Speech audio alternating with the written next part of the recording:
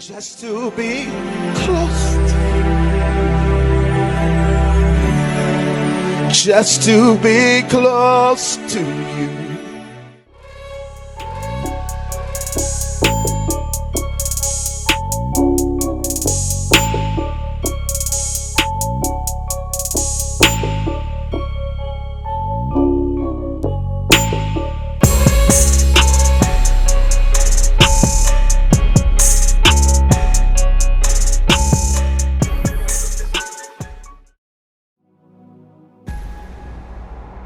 Multitudes experience miraculous supernatural financial breakthroughs. Woman receives $5 million like Apostle Taylor told her after she sowed into the face-to-face movement. Listen now to this amazing testimony.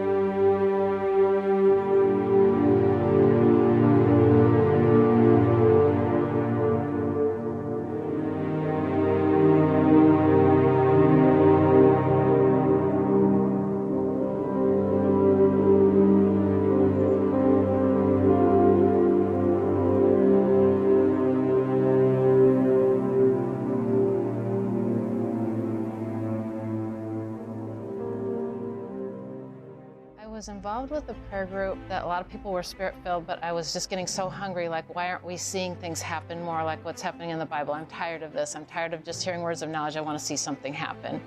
And a friend of my daughter's knew about the Face-to-Face book. After reading the Face-to-Face book, the Lord did come to me, and it was very, very special, and it's true. And He's come to me several times, and He's come to my whole family, including my granddaughter. My life has been turned upside down since I've been involved with Apostle Taylor and Face-to-Face. He had a face-to-face visitation from Jesus, and Jesus talked to him about me. And the first prophecy that he shared with me from Jesus, the Lord at the end was saying to sow a seed. And I was kind of at the end of my finances. So I sowed a sacrificial seed of $100,000 on the first face-to-face prophecy. And it brought huge restoration into my life, just like he said. And I believe Apostle Taylor hears from the Lord very accurately, like there's nothing to doubt anywhere. Like everything he says comes to pass. He further prophesied another time that he says, I hear there's some money being held up. I said, yes, that's my inheritance. It's needed to be processed. And he said by the end of the year it will be released. So the inheritance was released like he said it would be. And he said it would be at the end of the year, which it was. After Susan quickly obeyed and sowed sacrificially into the face-to-face movement, Apostle Taylor used the keys of the kingdom over her finances. Susan and her family came into their $5 million inheritance before the year ended, just like Apostle Taylor prophesied. Then the Lord had said, you can do more than the first seed. And so when Apostle shared that with me, I knew in my heart immediately what I wanted to give. My inheritance was released, then I gave the donation that was in my heart. And so when she got her inheritance, how much was it? Show them Yes, sir. how much it was, or this check that she gave. It was for $1 million. Amazing. How amazing. God told me to do this publicly. He says you're to display obedience publicly.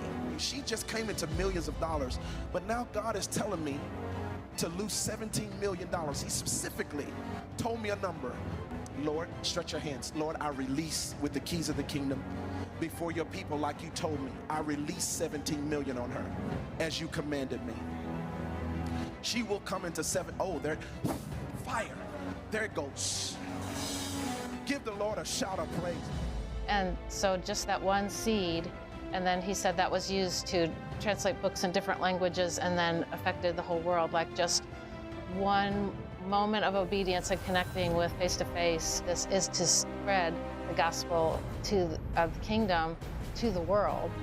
And that's the whole point of the finances coming to you, is to bless the Lord. Like we are giving the money to Jesus to spread Jesus. I mean, it's just an incredible celebration because this is I mean, I can't imagine what this is going to turn into, sir, because I've been thinking back, and it's like every single infallible proof you've ever spoken from the pulpit or from the stage has always come to pass. And so I just can't imagine what this is releasing tonight. You know, it's true, because it goes way back. When I was really little, my parents were missionaries, and so we were living over in Thailand, and my mom and my dad as well. Hold on, wait a minute, just a moment. Get her on the main screen, guys. What are y'all doing? Switch to the sanctuary. Whoever we have talking, get the camera on them. That's what the main feed need to be. You and that video team need to get your head in the game. All right, come on. Yes. Yes, sir, Apostle. So my parents, my mom and my dad, they were both missionaries when I was really young. So we were living over in Thailand, and it was both of their lives' dream. And my dad was a pastor at the time, and they decided to sell everything, their house, their furniture, everything, so that they could have enough finances to try to pursue their dream of being full-time missionaries. So then fast forwarding to my college years, my sister, she decided to pursue ministry. So she went to IHOP full time. And when she moved to IHOP, I just remember her just, trying to figure out how she was going to be able to make the finances work. But it was thousands of dollars. So then I saw her again, deciding, okay, do I sell my car so then I can, go overseas for 6 months and get training? But then what when I come back and I have no car? And that's what's amazing, sir, is you've really solved this problem. And it's a problem that no one has really truly acknowledged in the body of Christ for those that want to pursue ministry full time. And you want to know why they don't acknowledge it? Let me tell you why they don't acknowledge it. It's because they are not discipling people free. They are charging them. And how can you study and pay your bills? You can't do it. You can't really hold down a job and do this kind of training full time. It's just you can't do it. It's not possible. And actually, your mom gave, God gave me a prophecy about her the money, the inheritance that was held up in y'all family of $5 million. And I told y'all about the Spirit. I told her, your mom remembers when it was going to happen. I said by the end of the year. And she had been fighting in court for it for 2 years, and it finally was released the end of that year. The inheritance came, millions of dollars came the end of that year. She gave $1 million to this work. I thank God for your mom. Tell them about that. Isn't that glorious? She gave $1 million to this school and to this movement, not only to the school, but to the movement. Yes, sir. And, it was really amazing when that happened, because I remember, when you had given my mom a word, she hadn't told you anything at all. And you told her, you said, I saw that you have finances held up. And so at the time, she was really legally going through a lot to try to get her inheritance released. And so then you prophesied and you said, okay, I'm going to release the keys of the kingdom over this, and I'm going to these finances are going to be released by the end of the year. And I remember my mom was just so excited. I mean, she just immediately had it in her heart. She wanted to give you $1 million because she was just so deeply touched. And she was just, when she found you, I think she even said in the interview, she was like that more that she's been looking for. She was like, I knew it was out there. And she found it when she met you, sir. And she really has just never been the same since. But you want to know how that money was released? 2 ways. Number one, as a prophet. The Lord says, believe God's prophets and so shall you prosper. She believed me as a prophet because she know I prophesied to her about something she know I didn't know. And I actually told her it was millions of dollars. Number one, talking about number one, I told her, as an apostle of God who was given the keys of the kingdom of heaven, that if she sold half of what was in her account, and you got to understand this, people don't want to hear a prophet tell them they got $400,000. I told her, I said, God wants you to release $200,000 of that. And if you do this, by the end of the year, the millions of dollars will flow.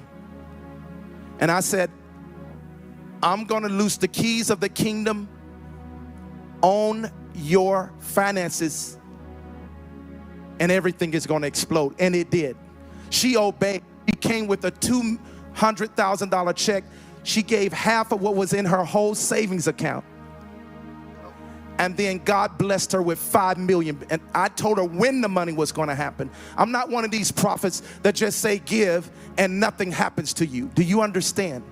Number two, when I use the keys of the kingdom like Jesus gave me in a dream over money, I use it in all kind of ways. I'm using it this week to open up marvels to the earth.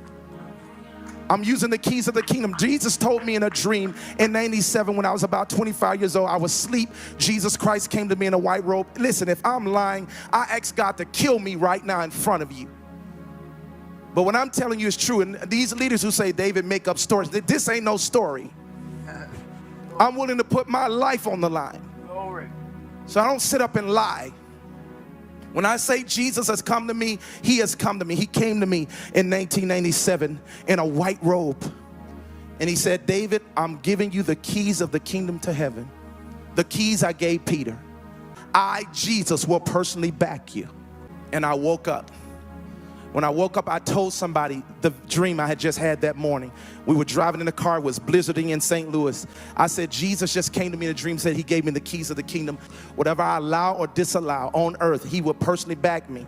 And I looked up while I was blizzarding in St. Louis, coming down on, and the radio was on, and they were talking about the blizzard while we were in the car. I remember this. And I lifted up my hand. I said, Jesus, you gave me the keys of the kingdom this morning. I just woke up out of a dream. I said, I bind this blizzard in St. Louis. The moment I said that, it wasn't 5 minutes. It wasn't 2 minutes. The blizzard stopped immediately. This woman has given her whole living. He says, a lot of you rich people, you got a lot left. She gave all she had.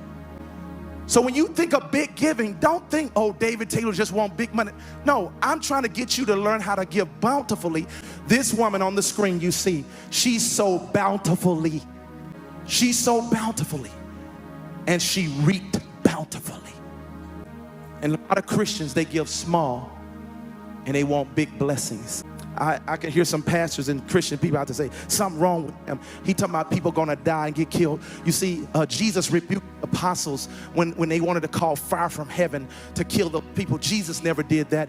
Well, we apostles aren't Jesus. So right now, I want you to get up quickly. Come on, give God a shout of praise. It's giving time. Come on, give him a shout. It's giving time. It's giving time. Come on. It's giving time.